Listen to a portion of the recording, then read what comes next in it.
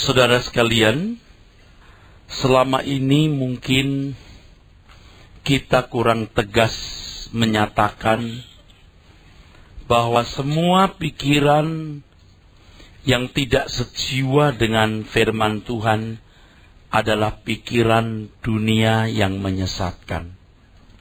Kalau mau lebih tegas lagi dan lebih jujur, semua pikiran yang tidak sejiwa dengan kebenaran firman Tuhan adalah pikiran iblis. Pikiran iblis yang sudah barang tentu tidak membawa manusia bisa mengerti kehendak Allah. Betapa banyak pikiran yang tidak sejiwa dengan firman Tuhan yang menguasai kehidupan banyak anak Tuhan, termasuk di dalamnya berbagai keinginan dan rencana-rencana yang sebenarnya tidak sesuai dengan kehendak Allah. Kesalahan atau kesesatan di dalam pikiran seseorang, dalam konteks hidup orang Kristen khususnya, sekecil apapun membawa dampak, saudara. Sekecil apapun membawa akibat. Mestinya kita rajin-rajin belajar kebenaran firman Tuhan, sehingga konsep-konsep yang salah di dalam pikiran kita mengenai banyak hal itu bisa diperbaiki. Nah, saudaraku sekalian, mengapa kita sejahtera mengumbar keinginan dan seakan-akan kita bebas mencanangkan satu rencana tanpa mempersoalkan apakah ini sesuai dengan kehendak Tuhan atau tidak? Sebab tidak sungguh-sungguh mau mengerti pikiran Allah. Kalau orang tidak sungguh-sungguh mau mengerti pikiran Tuhan dan tidak memperdulikan perasaannya, maka ada kecenderungan untuk mengumbar keinginan. Keinginan di sini bukan berarti keinginan yang dipandang umum salah atau melanggar moral atau melanggar etika. Keinginan-keinginan yang mungkin dipandang baik, saudaraku. Bahkan jangan-jangan keinginan-keinginan yang sekilas itu membantu Tuhan. Tetapi kalau tidak berangkat dari selera Tuhan, kita menjadi salah nih, saudara. Banyak hal yang menguasai pikiran orang Kristen yang dianggap sebagai pikiran yang wajar, pikiran yang tidak bisa dikategorikan dosa. Padahal dosa itu artinya meleset, saudara. Ya, dusta itu bukan salah sama sekali, tapi sebagian kebenaran. Kemelesetan itulah dosa. Dunia ini mesti ada penyesatan, dan banyak orang memiliki konsep-konsep yang keliru mengenai hidup, mengenai manusia, mengenai surga, mengenai bermacam-macam hal, saudara. Dan itu sangat menentukan kualitas hidup rohani orang tersebut. Maka tadi saya katakan sekecil apapun ya, kesalahan konsep seseorang mengenai sesuatu itu membawa dampak. Apalagi kalau kesalahan itu besar. Oleh sebab itu, saudaraku sekalian, kita harus melihat peperangan yang sebenarnya terjadi dahsyat, pergumulan yang dahsyat di dalam pikiran orang percaya. Yang kita harus betul-betul serius memperhatikannya. Sebab kalau tidak, kita akan dibawa tergiring ke arah yang keliru. Oleh sebab itu, kita akan mulai membangun konstelasi berpikir yang benar mengenai berbagai pokok pengajaran di dalam Alkitab. Mengenai manusia, mengenai keselamatan. Dan itu membangun konstelasi yang membuat kita, saudaraku sekalian, memiliki kecerdasan. Kecerdasan itu bukan tahu banyak. Ya, ini saudara perlu tahu. Ya, kecerdasan itu bukan sekedar tahu banyak. Kecerdasan roh itu tidak sama dengan tahu banyak. Orang yang cerdas rohnya pasti tahu banyak. Tapi orang tahu banyak belum cerdas rohnya. Masalahnya yang dia tahu itu benar atau tidak. Yang dia tahu itu benar atau tidak. Nah, saudara, Tidak sedikit orang yang cakap berbicara, cakap membuat definisi, cakap membuat deskripsi, ya. Tidak sedikit orang yang bisa membuat penjelasan-penjelasan tentang berbagai pokok, apa itu manusia, apa itu hidup, apa saja, ya. Tetapi tidak sesuai Alkitab. Dia tidak memiliki kecerdasan roh. Tetapi kalau orang tahu banyak dari kebenaran firman yang benar, dia pasti memiliki kecerdasan roh. Kecerdasan roh adalah kemampuan untuk mengerti kehendak Tuhan. Ya, seorang teolog belum tentu rohnya cerdas, saudaraku. Belum tentu. Sebab faktanya kita melihat ada banyak pandangan-pandangan teologi ya, warisan dari bapak-bapak gereja sebelumnya. Puluhan tahun, bahkan ratusan tahun, bahkan ribuan tahun sebelumnya. Yang dilestarikan. Yang sebenarnya itu sudah tidak kontekstual dengan kondisi hidup kita hari ini. Nah, banyak gereja dan banyak orang Kristen itu tidak berani membuat terobosan. Seakan-akan pandangan tersebut sejajar dengan Alkitab. Kita harus berani membuat terobosan, saudara. Sebab dunia hari ini dengan teknologi yang sedemikian maju, manusia itu bisa tahu banyak. Lewat ilmu pengetahuan, ya, terverifikasi banyak hal. Ya, ada banyak pembuktian, saudaraku. Seperti dulu orang berkata, ya, tidak boleh dibakar, sebab kalau dibakar nanti tidak bisa diangkat. Sekarang ternyata teknologi menunjukkan bahwa seorang yang dibakar itu tidak merusak DNA. Deoxyribonucleic acidnya tidak rusak, tetap bisa dikenali. Nah, saudaraku, dulu kalau orang mau tahu ayat Alkitab itu kan mesti bukanya lama. Zaman Agustinus, Thomas Aquino, jangan-jangan dia mesti nunggu teman yang bawa kitab apa, yang lain kitab apa, ya, bisa berhari-hari untuk buka satu ayat. Sekarang tidak lebih 10 detik. Untuk bisa tahu satu ayat dalam berbagai bahasa juga beberapa detik. Hitungan detik. Untuk tahu pandangan si A, si B juga beberapa detik. Kita cekrek, kita buka di komputer, keluar. Kita membuat komparasi cepat. Nah, seperti firman Tuhan katakan bahwa teknologi, ilmu pengetahuan akan bertambah-tambah, tapi kebenaran juga akan makin bertambah-tambah. Kalau kita terbelenggu, terikat dengan satu pandangan teologi yang sudah ada, seakan-akan itulah kata Alkitab.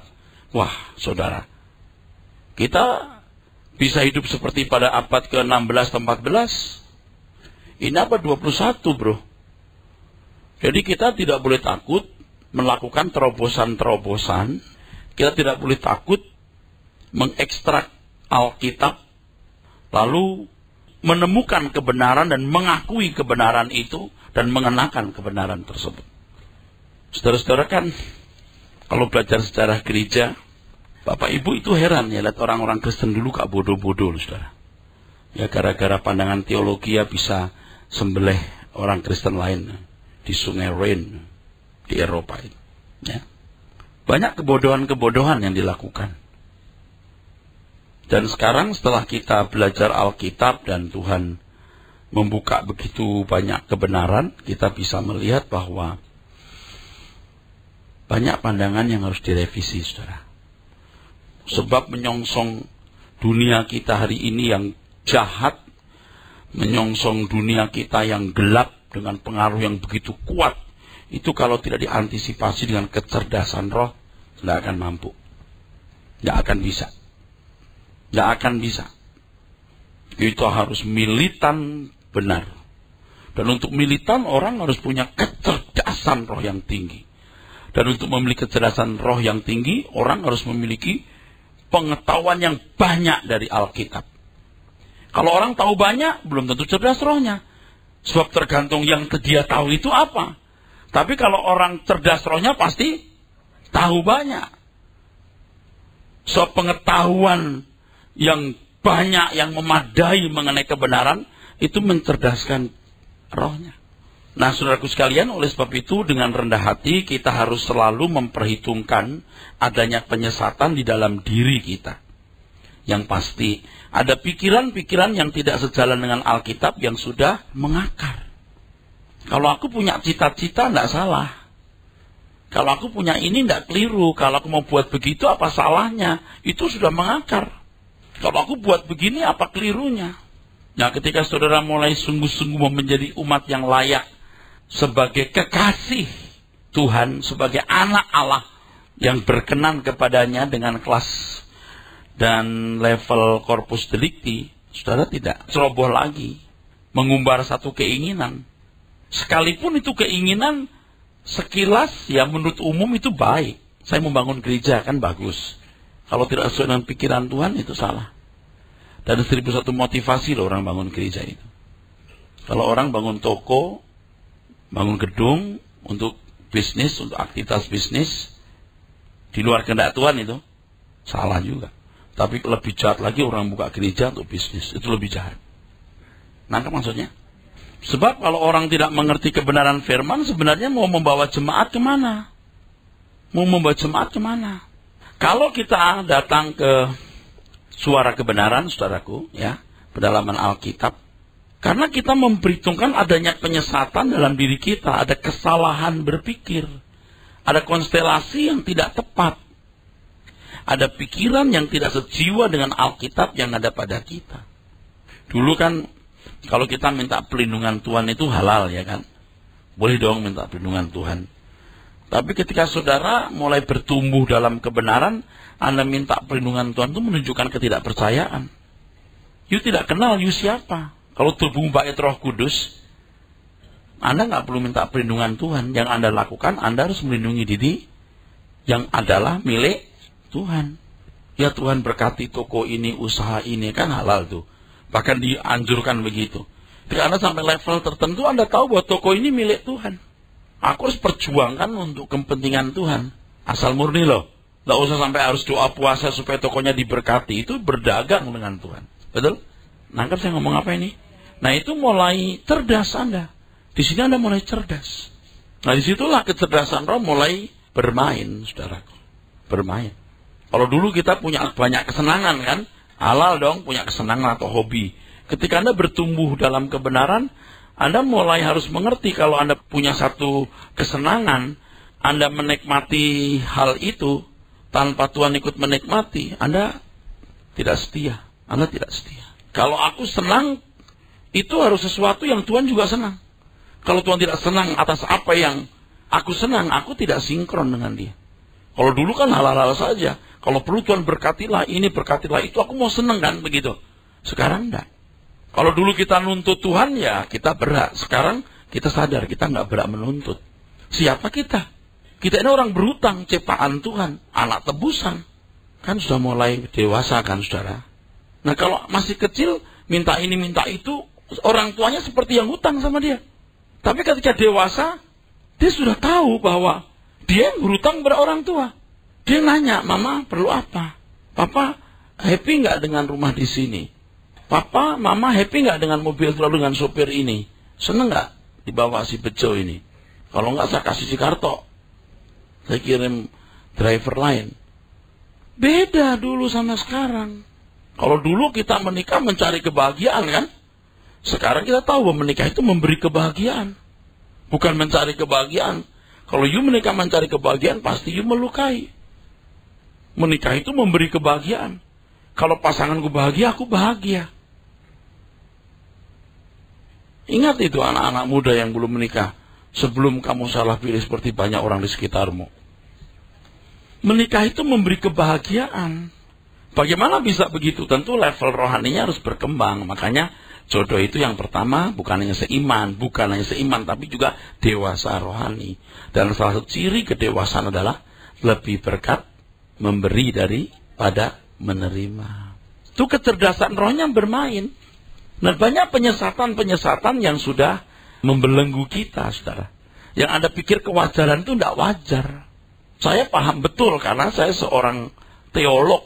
Ya tidak bisa dihindari kata teolog buat status saya. Karena memang dari muda saya belajar Alkitab. Saya pengajar, saya penulis buku, pengkhotbah. Di pertemuan-pertemuan para pendeta saya didaulat untuk berbicara dengan tema-tema khusus. Teolog. Tapi teolog yang koclok. Teolog yang gak cerdas. Walaupun nilai akademisnya tinggi. Sampai satu saat saya bertobat. I had to start from zero. Saya harus mulai Dari nol. Saya harus mulai dari nol, saudaraku. Maka saya baru bisa bicara ini, ya. Harus memperhitungkan, jangan berhenti. Bukan mau mencela siapa-siapa ya, setuju saya ngomong ini terus ya. Ini tidak bermaksud mencela. Anda perhatikan STH itu. Kalau dia sudah merasa sarjana teologi atau master teologi ya, dia nggak belajar. Dengar aja khotbahnya, mentah nggak? Mentah. Saya dosennya saja menyatakan harus bertobat, lalu merasa sudah pinter dengan ilmu yang pernah dia miliki. Udah, teolog koclok nanti. Mentah. Kalaupun dia bisa bicara, lancar. Tapi sesuatu yang mendorong, tidak ada. Istilahnya tenaga dalamnya tidak ada. Orang harus belajar, baik secara akademis, baik menyerap kebenaran firman, maupun hidup tiap hari yang harus dibenahi. Tiada henti, saudara. Oleh sebab itu, kita harus menyerap berkat rohani sebanyak-banyaknya. Nanti kalau Bapak Ibu mulai belajar, misalnya saya akan bicara mengenai manusia. Itu nanti nuansanya akan berbeda. Berbeda dari ketika saya belum banyak diubahkan seperti hari ini. Berbeda. Bahannya pun juga berbeda. Lalu aplikasinya juga beda, saudara. Dan jika kita menemukan pikiran, konsep-konsep yang tidak sejiwa dengan Alkitab, kita harus mau tanggalkan. Harus mau tanggalkan, lalu konsep yang benar itu, atau kebenaran itu kita miliki. Yang kemudian, saudaraku, kita mulai tahu keinginan ini tidak sesuai dengan kehendak Allah. Cita-cita ini harus saya tanggalkan. Nah, saudara harus berani melangkah. Harus berani melangkah. Nanti itu roda pembaharuan itu akan berjalan dengan normal, saudara. Berjalan dengan normal. Bapak Ibu harus all out. Tidak bisa setengah-setengah. Tidak bisa. Hidup ini tidak lama, mau nyari apa, saudaraku? Oleh sebab itu harus mengalami pembaharuan pikiran. Pembaharuan pikiran. Bapak Ibu mengerti nggak kalau setiap minggu, ya, di kebaktian umum, di kebaktian Bible teaching, di kebaktian suara kebenaran, itu menguduskan pikiran kita. Menguduskan pikiran kita. Ya, sambil saudara mengangguk-angguk, itu dikuduskan. Iya. Oh. Dan yang rajin-rajin itu bisa mengikuti, dia tahu. Oh, ini sudah disampaikan. Tapi ada tambahannya sedikit. Oh, ini sambungannya dulu. Saudara membangun konstelasi yang benar. Tapi kalau mendengarnya setengah-setengah, wah ini sama tuh yang lalu nih. Kok saya dengar khotbahnya nggak rubah-rubah ya? Nggak mungkin sama. Kalaupun ada yang sama, itu karena memang harus disampaikan guna menjadi jembatan atau bridging kebenaran yang akan dikemukakan. Kalaupun sama persis, spiritnya beda. Kalaupun spiritnya sama, Anda masih membutuhkan. Pernah kok ada pendeta khotbah 3 bulan itu sama? Iya. Lalu kita cuma tanya, Pak Pendeta sadar nggak khotbahnya sama persis? Iya. Kenapa memangnya? Enggak. Kamu nggak terima? Ya sama aja. Terus pendeta nanya, kamu berubah nggak? Belum. Ya saya ulangi lagi. Yang rajin-rajin saja itu tembok keduniawiannya dihantam nggak roboh-roboh. Tembok Berlin aja roboh. Ini nggak roboh-roboh. Tapi kalau konstelasi berpikirnya terus diganti terus, itu nanti berubah. Pasti berubah. Nggak mungkin tidak. Nggak mungkin. Karena perhatikan orang-orang yang tidak setia mendengar firman Tuhan. Anda ngomong sama dia, lihat rohnya. Different. Yang rajin gitu. Yang setia. Diajak ngomong, kok nyambung ya? Gitu ya. Kalau kita seperti kenal lama, padahal kita baru kenal. Spiritnya sama. Analisa yang saya lakukan ini tentu juga analisa terhadap diri saya sendiri. Saya berubah. Walaupun perlu waktu ya saudaraku sekalian. Ya. Perlu proses. Nah, iblis itu cerdik. Iblis itu punya manuver itu tidak kebaca. Nah, kecerdasan roh yang dibangun dari pengetahuan yang benar akan kebenaran firman Tuhan melalui ketekunan belajar firman Tuhan itu dengan berbagai sarana yang ada ya, Bible teaching dan lain sebagainya, itu akan membuat seseorang mampu membedakan roh. Ia tahu ini pikiran iblis, ini bukan pikiran iblis. Ini pikiran Tuhan dan bukan pikiran Tuhan. Nah saudara, tidak bermaksud mau menjolimi siapa-siapa ya saudara. Kita heran kan ya, banyak ajaran yang tidak sesuai Alkitab tapi subur di banyak tempat. Betul nggak? Subur, bukan subur ya, subur. Dan diminati. Dan gelombang besar orang itu mengikutinya. Belum lagi diteguhkan oleh suksesnya membangun gedung, ya. Suksesnya membuat event-event yang hebat gitu. Itu membuat orang itu makin tertipu. Membuat orang itu makin tertipu. Sekarang bayangkan, contoh sederhana ya. Kalau 30 tahun, 40 tahun yang lalu, di satu KKR, orang datang karena ada penyanyi hebat gitu, entah dari luar negeri ya, itu import ya, barang import. Pendeta import gitu. Orang datang karena hal itu. Itu maklum, 30 tahun, 40 tahun yang lalu. Zaman saya masih muda. Tapi hari gini, kalau orang kebaktian karena di situ ada penyanyi yang heboh, saya tidak bisa ngerti. Dia cuma nyanyi 2 lagu loh. Halo? Paham nggak? Baguslah kalau itu hanya sebagai pancingan, lalu setelah itu orang mendengar firman yang murni, boleh. Tetapi penyanyi yang menjadi pesona atau daya tarik orang datang itu hanya menjadi pancingan. Sedangkan pembicara sendiri nggak punya pelor yang baik dari Tuhan, nggak punya rudal yang benar dari Tuhan untuk disampaikan kepada umat. Coba, apa nggak mengerikan, saudara? Jadi sudah saya katakan tidak menjolimi ya saudaraku. Tetapi itu faktanya. Ajaran-ajaran yang menjadi senjata iblis untuk merusak kehidupan gereja Tuhan. Seperti teologi kemakmuran misalnya. Itu asli dari neraka, saudara. Kalau saudara berkata, ya Pak, itu kan untuk orang yang nggak dewasa. Tuhan Yesus itu begitu bicara. Berbahagialah orang yang miskin di hadapan Tuhan, berbahagialah. Itu langsung ke pokok masalah. Bukan ya udah enggak apa-apa. Enggak bisa. Saya bisa mengerti kadang-kadang untuk orang Kristen baru kita belum bisa beri makanan keras, saya setuju. Tapi kalau 30 tahun bubur terus, saudara bayangkan. Apaan ini? Anda bisa mengerti? Anda kan berkata, waduh keras banget Pak Eras ngomong. Enggak. Dunia ini bukan rumah kita. You enggak boleh merasa punya pelabuhan di bumi ini. Kristen yang benar adalah dia memancangkan dirinya pada satu negeri, yaitu kerajaan surga. Dan bagaimana memfokuskan diri pada kerajaan itu, sementara dia bisa hidup sepanjang mungkin, sesehat mungkin, untuk bisa merubah karakter dan melayani pekerjaan Tuhan sesuai dengan panggilan yang diberikan Tuhan, di mana orang menemukan tempatnya untuk mengabdi kepada Tuhan. Berapa banyak hari ini orang yang sungguh-sungguh menghayati dunia ini bukan rumah kita, saudaraku. Waktu doa pagi saya bicara soal, dulu saya pernah ada di satu tempat ya saudara, itu tanah murah sekali, bisa dikasih kalau kita minta. Karena saya seorang pelayan jemaat, 50.000, 100.000 nggak sampai saudaraku tanah, seluas-luasnya. Ya kita nggak butuh, kita pikir ini apaan, campur rawa begini. Tapi hari ini harganya bisa puluhan ratusan juta. Waduh hebat. Nyesel, saudara. Sempet nyesel. Aduh kenapa ya waktu itu saya nggak ngambil ya. Tapi saya kemudian diberkati Tuhan dengan perenungan itu. Apa? Saya mau cari tanah di surga. Yang hari ini dianggap tidak punya nilai. Tapi nanti Anda nggak bisa beli. Hari ini pun sebenarnya Anda punya uang nggak bisa beli loh. Tapi Anda punya kesempatan untuk memiliki.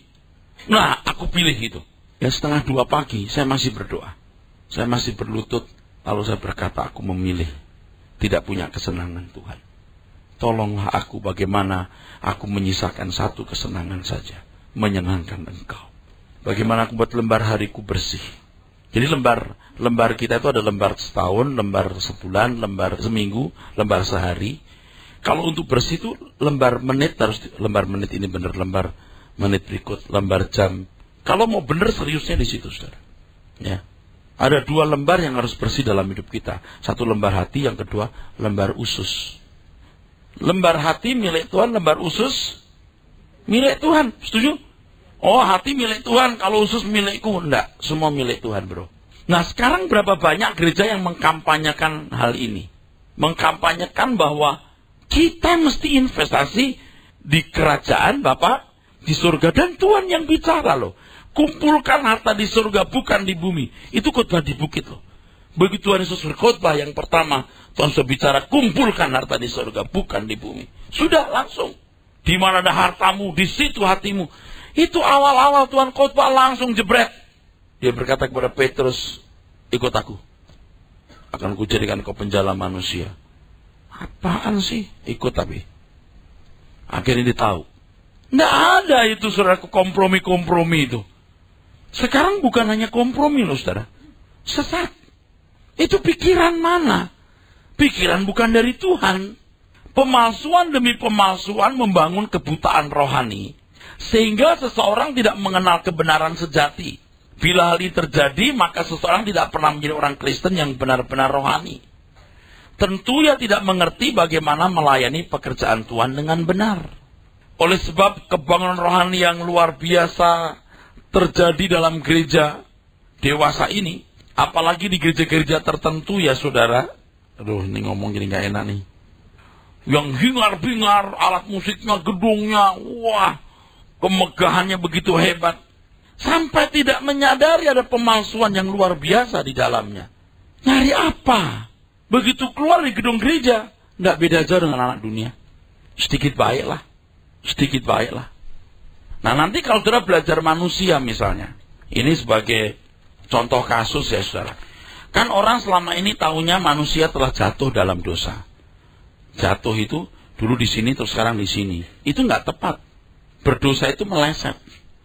Jadi sebenarnya manusia belum pernah mencapai titik yang Tuhan kehendaki. Misalnya begini, ini manusia. Nanti ketika saya bicara soal manusia di situ, Tuhan menghendaki sampai tingkat ini. Kalau sampai tingkat ini, manusia jadi corpus delicti. Paham? Tapi belum sampai itu baru di sini, manusia sudah tidak memenuhi target. Kalau orang Israel tidak mengerti ini, tidak mengerti kebenaran ini, mereka ditopang oleh Taurat supaya jangan liar seperti binatang. Tuhan juga masih menulis Tauratnya di hati manusia supaya manusia masih bisa beradab. Ya.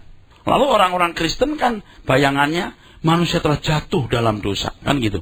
Sekarang harus diperbaiki. Diperbaikinya di sini kah? Diperbaiki yang di mana? Diperbaikinya itu di sini. Inilah Tuhan Yesus. Dan untuk bisa sampai target ini, orang harus all out.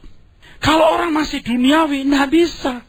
Tuhan mengatakan kalau kamu tidak melepaskan dirimu dari segala milikmu, kamu tak dapat, tidak bisa berkembang, nggak bisa diajar, nggak bisa masuk proses belajar mengajar, betul? Aku mengajar kamu nggak bisa karena kamu tidak melepaskan diri dari segala milik. Saya baru memahami itu saudara, ketika orang belajar nol putul, bisa rela nggak punya apa-apa, itu baru bisa dididik. Kalau Anda masih duniawi, masih punya banyak kesenangan dan kebanggaan-kebanggaan duniawi, Anda nggak bisa dibawa ke sini. Dibawa ke sini bisa. Dibawa ke sini bisa. Sampai di sini aja. Tapi nggak bisa dibawa sampai ke sini. Nah kita mau berpesta pora di dunia dengan liturgi, kebaktian, kita nyanyi, memuji-muji Tuhan, Allah berkati berlimpah-limpah. Kita lupa kita punya target itu di sini. Nah inilah mengumpulkan harta di surga itu maksudnya ini loh. 70 tahun itu nggak banyak, saudara, nggak lama. Ini belum atau bukan hidup yang sesungguhnya, saudara. Belum dan bukan hidup yang sesungguhnya.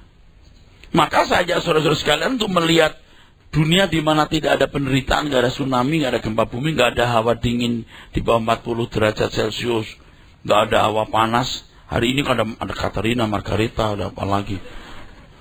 Waduh, badai-badai itu loh. Ya, ngapain ya? Anda pernah lihat keluarga yang paling bahagia kayak apa? Pernah lihat? Pernah lihat? Coba beri contoh saya. Coba saksikan. Saya pernah lihat keluarga yang rumah tangga yang bahagia. Coba saksikan. Saya pernah lihat orang yang kaya dan bahagia dan kayaannya. Coba ceritakan. Saya pernah ketemu orang cantik yang bahagia karena kecantikannya, Pak. Yang ada nyolong. Cantik-cantik kawin cerai. Cantik-cantik nyolong. Kan begitu. Nah kalau kita tidak mengajarkan begini ini, maaf ya, coba baca buku teologi, ada nggak yang mengajarkan begini? Saya belum pernah dengar. Itu Alkitab loh yang menunjukkan. Bicara soal pemulihan gambar Allah. Saya sudah dari muda membaca, melihat, mendengar, ikut seminarnya. Kita harus rendah hati seperti Yesus. Apa itu rendah hati seperti Yesus? Lemah lembutnya orang Jawa sama orang Batak beda loh. Emangnya kita pernah lihat ada lemah lembut? Yang gimana soal lemah lembutnya itu? Yang gimana? Lemah lembutnya orang Batak sama orang Jawa beda. Yang saya sering beri contoh kalau orang Batak marah gitu. Hoi, unang merocong-rocong. Kalau marah sama anak yang naik sepeda suka-suka. Orang Jawa cuma diem aja. Kalau orang cerdas itu dari belajar Alkitab ngerti. Kalau aku ngadepin orang begini aku harus tegas. Tidak bisa Pak. Tapi kalau ngadepin orang begini, mungkin Pak dipertimbangkan. Beda, munafik. Enggak. Menempatkan sikap yang benar. Lemah lembut itu apa? Kalau lemah lembut itu gayanya seperti orang Jawa yang halus. Anda jadi mandor pabrik, enggak bisa. Tolong ya Dik, aduh enggak bisa. Paham gak saudara? Ngerti enggak saya ngomong ini? Jadi kita itu selama ini juga sebenarnya dibuat bodoh gitu. Kita lemah lembut seperti Tuhan Yesus. Ya, seperti apa lemah lembutnya? Rendah hati. Apa itu rendah hati? Kalau dipuji, aduh bro, hebat ya bisa begini-begini. Oh bukan saya, semuanya Tuhan. Itu mah bohong, belum tentu dia rendah hati. Dia jongkok di atas gunung Semeru. Oh bro, you bisa begini luar biasa ya. Oh, ya kerja keras lah. Ya kerja keras lah. Wah sombong banget. Lah iyalah. Emang kerja keras lah. Bro hebat banget nih. You punya karya. Terima kasih. Kalau orang Jawa enggak. Oh jangan gitu dong. Semuanya Tuhan. Tanpa Tuhan enggak bisa apa-apa. Artinya saya dengan Tuhan, lu enggak dengan Tuhan. Kan gitu. Itu semuanya Tuhan. Tanpa Tuhan enggak bisa. Iya. Semua kita tanpa Tuhan lu enggak hidup. Tapi gua kerja keras lu kagak. Itu masalahnya. Bro lu kok bisa belajar nilai begitu bagus. Bagaimana tuh bro. Wah you hebat. Enggak. Semuanya Tuhan semata-mata. Hanya Tuhan yang mengerjakan. Allah berperang ganti kita. Kita, lu kagak, gua kali ya. Jawab aja terima kasih. Saya belajar mengatur waktu. Saya punya target harus nilai A+. Begitu aja. Kenapa? Rendah hati itu apa? Lemah lembut itu apa? Nah di sini perlu kecerdasan. Dari mana taunya? Ya dari belajar Alkitab. Yang saya sedihkan itu orang-orang yang punya gelar teologi, orang yang merasa sudah pinter, pernah ikut kursus ini, kursus sana, som sini, jadi som. Nggak mau belajar lagi. Ya, saudara. Saya ditelepon oleh salah seorang aktivis yang sedang belajar bahasa Yunani. Saya telepon dulu dia. Lalu dia bilang gini, Pak, saya berterima kasih. Saya baru sadar betapa saya bersyukur, saya berterima kasih, bersyukur kepada Tuhan. Selama ini ya, Pak Eras kerja keras. Saya tahu sulitnya bahasa Yunani. Jadi saya tinggal jadi aja, nyerap saja. Saya bilang, saya kan bertahun-tahun belajar, jadi saya tahu. Nggak sulit, kalau mau belajar nggak sulit. Nggak semuanya Tuhan, segala puji. Enggak, saya bilang, saya udah belajar bertahun-tahun itu. Udah, emang. Dan saya pernah jadi guru bahasa Yunani, ya jangan tanya dong. Walaupun guru bisa lupa loh. Tapi saya masih aktif. Masih buka-buka lagi, takut lupa. Apa itu aorist, apa itu subjunctive, atau apa itu present aktif indikatif, saya mesti belajar lagi. Di mana penempatan akusatif, saya mesti belajar lagi. Bayangkan kalau mesti target sana dicapai, untuk sempurna seperti Tuhan Yesus, selalu orang tiong-tiong, rilek-rilek, lalu memikirkan bagaimana diberkati di dunia ini, lalu mengajarkan doa Yabes, imani, tanah sebelah kanan kirimu milikmu.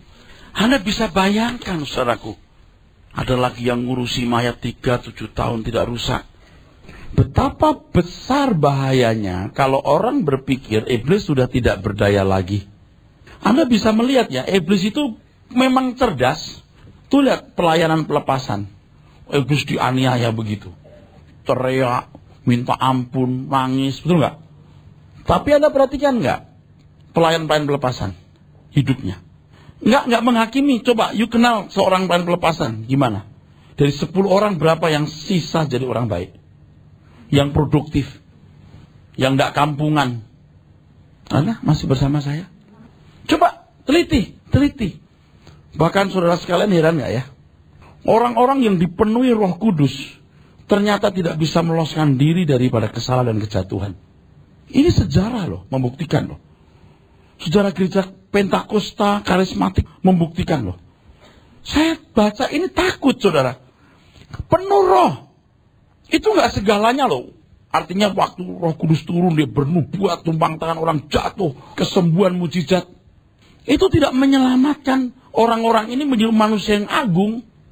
Misalnya seorang pembicara yang hebat, sangat hebat dan sangat dikagumi. Tidak main-main loh saya.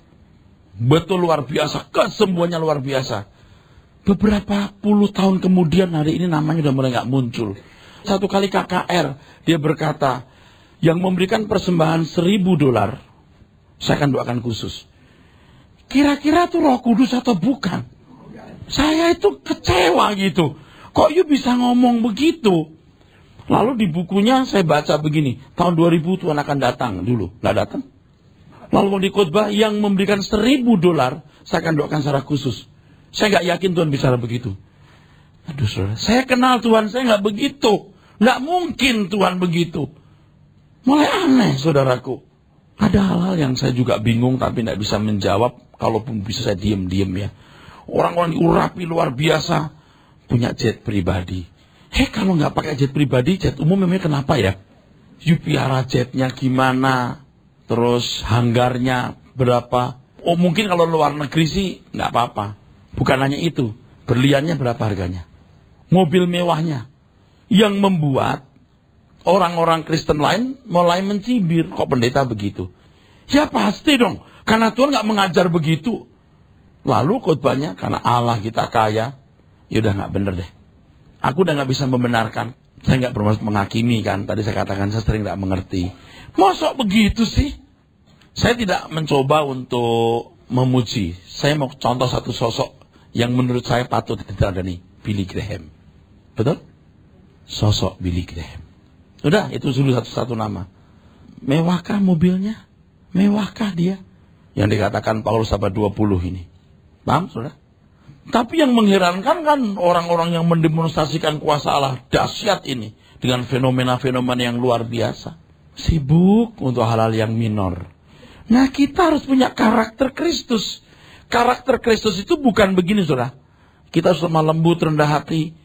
Bukan, karakter Kristus itu mengerti kehendak Allah, apa yang baik, yang berkenan, dan yang sempurna. Itu kecerdasan roh. Dari kecerdasan inilah seseorang, saudaraku sekalian, bisa mengerti kehendak Allah. Amin.